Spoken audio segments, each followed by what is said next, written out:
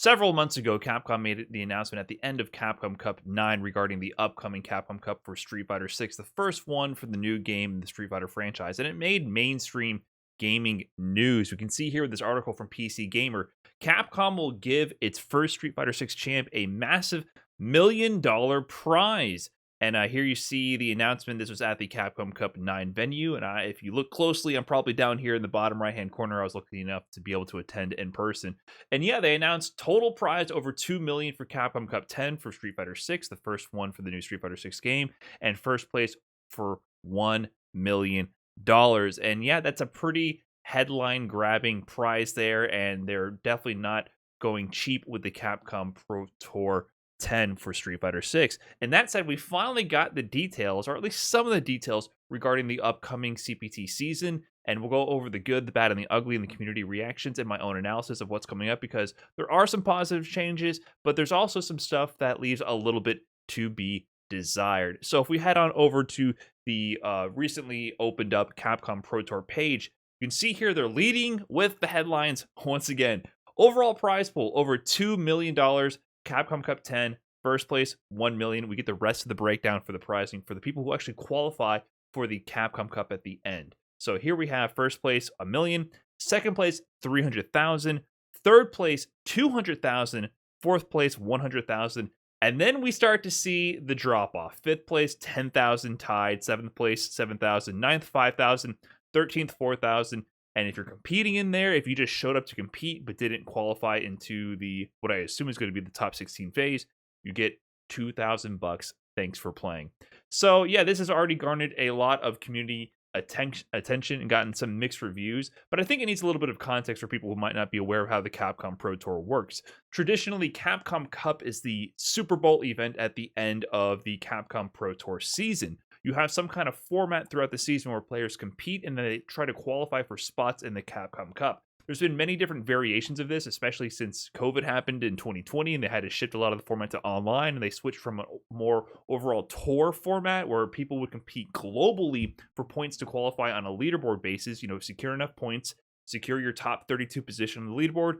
Those top 32 players would compete in the Capcom Cup, to a more regional based qualification system where players would represent their region. The top two players from the regions carved out throughout the world would all come together to compete. And when they did that format in 2022, which culminated in 2023, and had a group stage and had a lot more players, 48 players rather than the previous 32. So we don't have the details here for the format, to be quite honest. I'm going to go over this in more details, but there's very little here to actually cover what the format of the tour is going to be. But from this pricing breakdown alone, we can glean that, we know there's going to be 48 players total, and there's only 16 unique prizes carved out here. So that we can already see that there's probably going to be a group stage in the final Capcom Cup. And then all the other players, there's going to be, besides the 48 competing, there's going to be,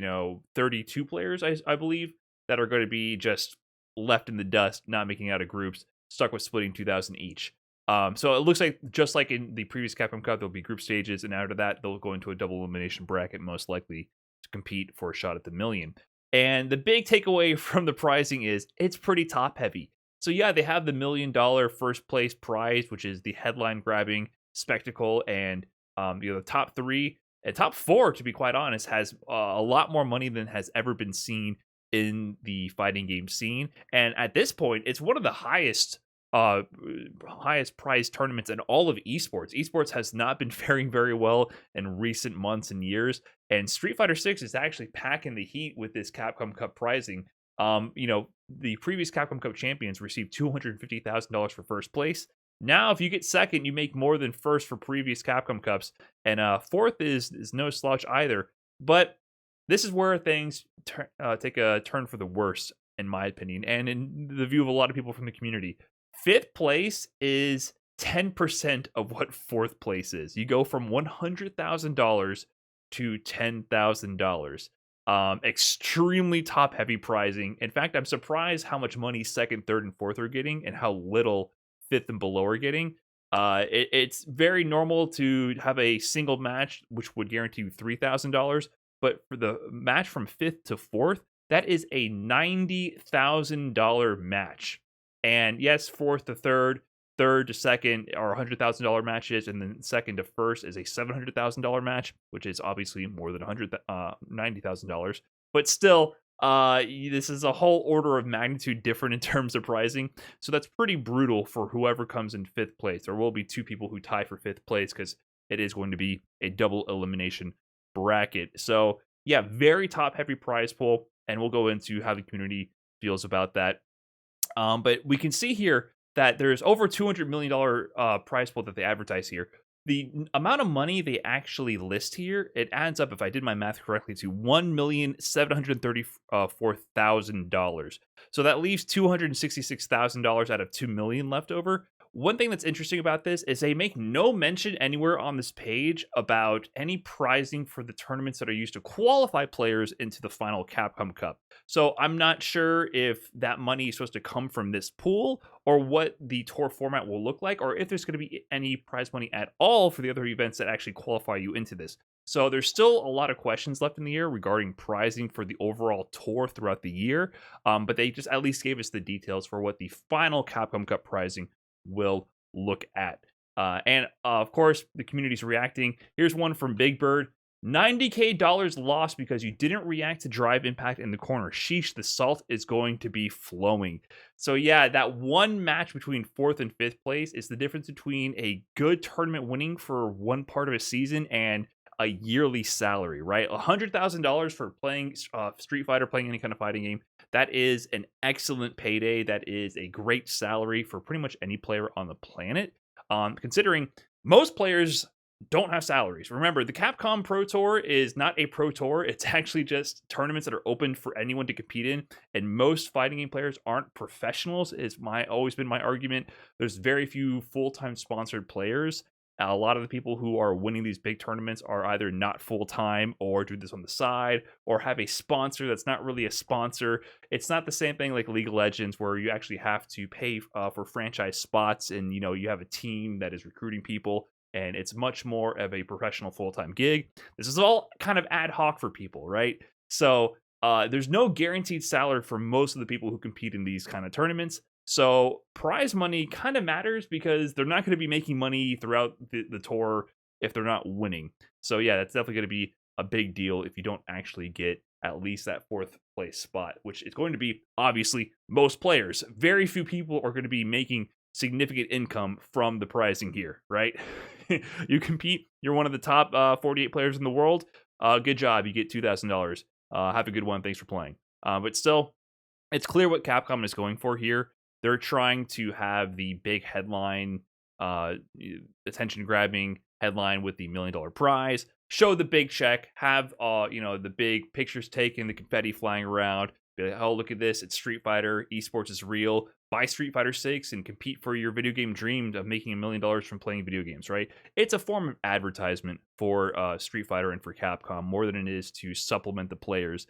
But I do wish this was less top-heavy because I'm a firm believer in rewarding more players for consistency and for keeping the esports ecosystem healthy, because I would like players to be able to continue to play for many years and have their financial needs taken care of so that they can focus their attention on actually leveling up their game. Because first and foremost, I'm a fan of Street Fighter and I'm a fan of high-level competition, so I would like the players to be taken care of so they can focus on pushing their craft to the highest limits so that I can reap the rewards of the entertainment from them going at it, right? If players can't actually afford to keep competing because they have to focus on other ventures and focus on a full-time career and things like that, that's great for their own life and for their own growth as a human, but that sucks for me for my own selfish entertainment purposes. I want people to be pro players so I can watch the pros go at it. Even, I'm a competitor myself, but first and foremost, I'm a fan. So it's not a healthy sign to me when everything is so top heavy, even though I do greatly appreciate Capcom putting this kind of prizing into the prize pool. I think it's going to get a lot of competition into the scene. So it's definitely a good thing overall. But I wish the split was a little bit different. I wish there was a little bit less money for 2nd, 3rd, and 4th, and they rewarded people who place a little bit lower just to make sure that their needs are taken care of. It could be distributed a little bit differently. That said, they also go into a little bit of detail about the format for the tour, which is very important because you have to strategize how you're going to qualify for the Capcom Cup if you even want a shot at winning that $1 million. So they break down the different ways to qualify. There's going to be online premieres, offline premieres, World Warrior, and Last Chance Qualifier. So what does that mean? An online premiere is basically just going to be a tournament, winner take all. If you win first, you're going to qualify for the Capcom Cup and secure one of the slots. Offline premiere, same thing. The interesting takeaway here, though, is how they're distributing that. There's going to be 18 online premieres, one for each region. They don't go on to define what those regions essentially are, but they had regions for previous Capcom Pro Tours, which they followed for the previous season, the last one for Capcom Cup 9 for Street Fighter 5, which I would assume is most likely what they're going to follow for Street Fighter 6, but they don't define that currently. We're still waiting on further details. But I assume that means one premiere per region. Now, they don't also clarify if that means people cannot travel to other regions and then compete online for that premiere, but we'll have to wait on further details. But it sounds like they're trying to set it up for have a qualifier for each region. You win, you go to Capcom Cup. Offline premiere is what the FGC is usually used to. We have big offline tournaments, and we used to have these all over the world, and players would travel all over the world trying to secure points. You know, the higher you place, the more points you would get. You would get on the leaderboard, and then they would select the top 32 players, and those players would qualify for Capcom Cup. Now it's winner take all, and they say it's kind of hard to interpret. Let's read it one more time so that we can be quite certain we're understanding it. Offline premiere. There are offline 1v1 tournaments, three offline 1v1 tournaments, including the EVO Championship Series. The winners of these tournaments will earn a spot at Capcom Cup X. Now, I don't know if this is only confusing to me, but I can't interpret the sentence correctly, or I'm not sure if I'm interpreting it correctly. 3 offline 1v1 tournaments, including the EVO Championship Series. Are they saying that there's 3 total and EVO is one of them? Or are they saying that there's 3 offline tournaments plus EVO, meaning 4 offline qualifiers? I'm actually not too sure. So I'm going to assume that they mean 3, including EVO, so 2 other tournaments plus EVO. But I could be reading that incorrectly. Either way, that's either 3 or 4 offline premieres. That is very few. Now, we're fortunate to be in a world where we have any of those. Prior to COVID, we had offline tournaments every weekend, sometimes multiple ones. They had premieres and ranking events, 2 different tiers of tournaments. Premieres worth the most points and rankings worth fewer points. And they would be going on all over the world.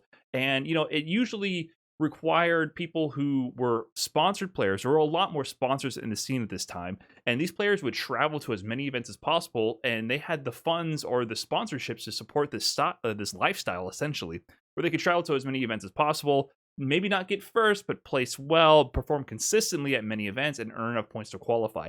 That is gone. You would just have to get first place, and there's only 3 of them, which kind of sucks because these events, while there were issues with that format because it potentially priced people out who weren't able to compete in many events. However, there has never been an instance of someone winning a premiere and then not qualifying for Capcom Cup. Someone fact check me on that, but I'm fairly certain anyone who's ever won a premiere has gone on to qualify for Capcom Cup. There's like a 1-to-1 correlation with that. So we've never seen an instance where someone wins a premiere and then is unable to travel the rest of the season and can't qualify, right? But there is the argument to be made that format favored professionals who were already sponsored, and maybe there's players who had as much skill or as much talent but didn't have the economic means to travel and to be able to support themselves to get to all these events, or from regions where they couldn't even attend these events, right? From lower income areas. We saw a lot of players from other regions that were very skilled but didn't really have the opportunities that other players had to showcase that because no premier events were near them and they didn't have the economic means to afford traveling to those events. So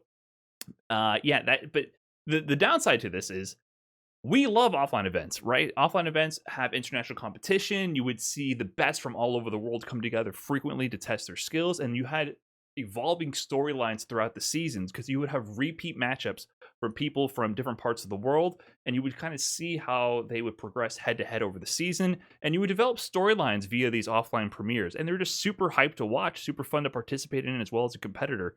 Now there's just not as many of them. And, you know, we're lucky to have them because COVID did take a number on the FGC. A lot of tournaments that existed prior to 2020 don't exist anymore. And, you know, it's just the reality of the situation here. I'm happy we have the online qualifiers because that means more people can compete. And me personally, I will look forward to having to travel less. Even though I love traveling, I also hate traveling. It's not that it's very taxing and time consuming, and also costs a lot of money, taking time off work. It's very difficult to travel to a bunch of events. So it's kind of a good and a bad here. I'm looking forward to having the ability to compete exposed to more players, because I firmly believe that as accessibility increases and the player pool increases, we will get more and more competition, and the level of play will be forced to go higher. We've already seen threats from all over the world come up out of nowhere.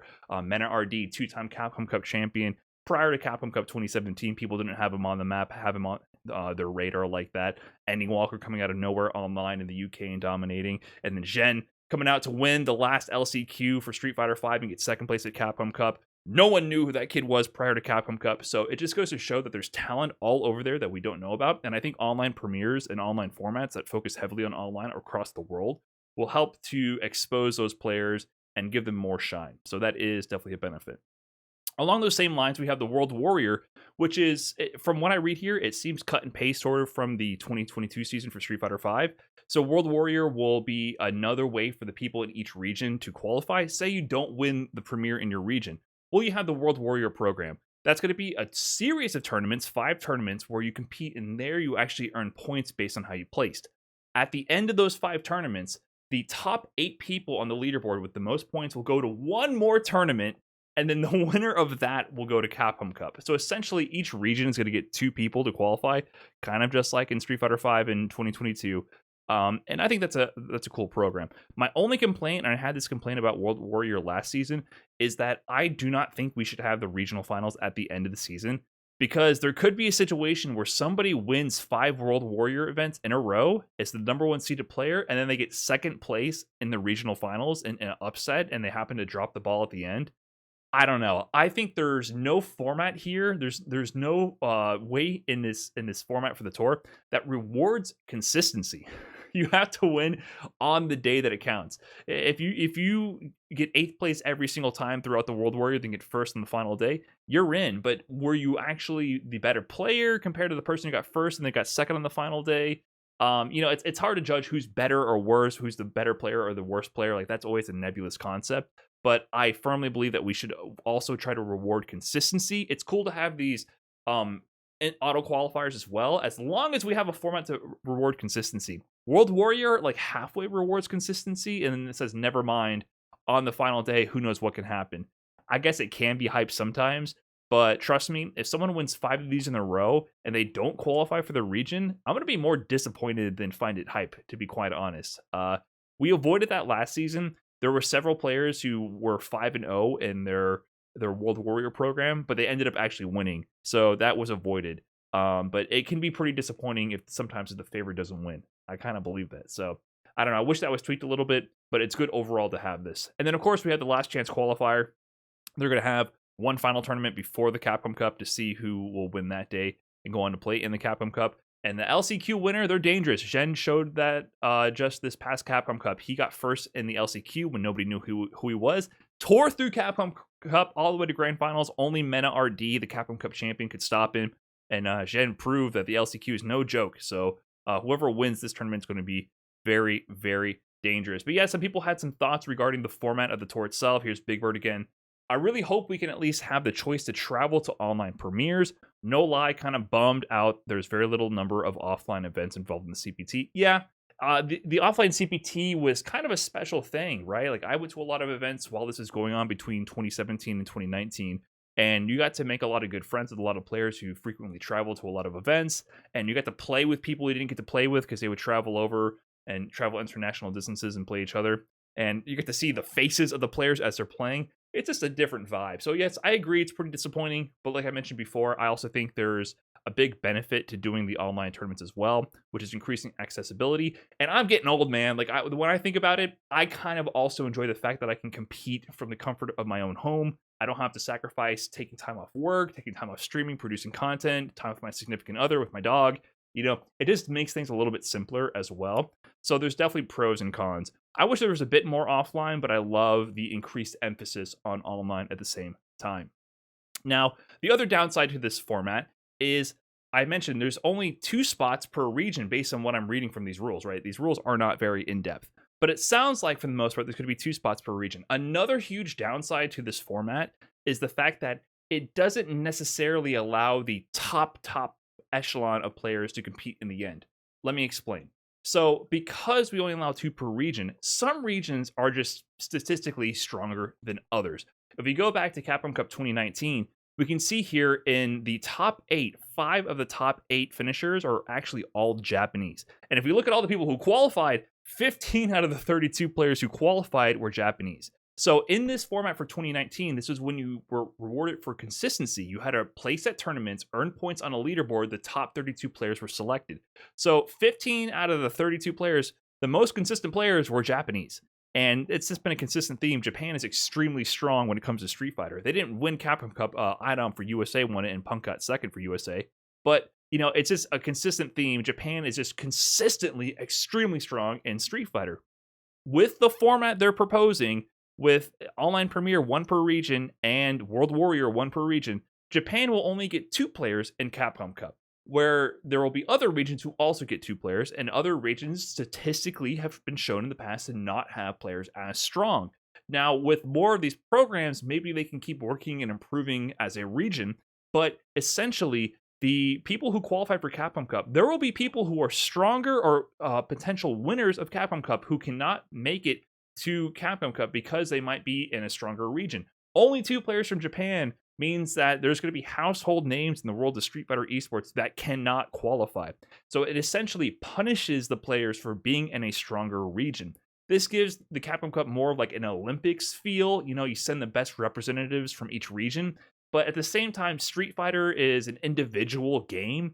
Most people are trying to see the best of the best compete, even if they're from the same region. However, regional rivalries do add a lot of flavor, a lot of depth, and get a lot of pride. Like, I love watching USA go up against Japan in the finals, right? It's a big deal to root for your homies from your region. I get that. But at the same time, I feel bad. I feel bad for the players from Japan, from other strong regions. You could essentially be replaced by players that, you could probably beat, maybe blindfolded. I don't know. Some regions are just weaker than others. It's just how it is. I respect giving them a chance to qualify, but I do think it's a little unfair, right? Like, if you're in Japan, you're like serious about this, it might behoove you to move to another region.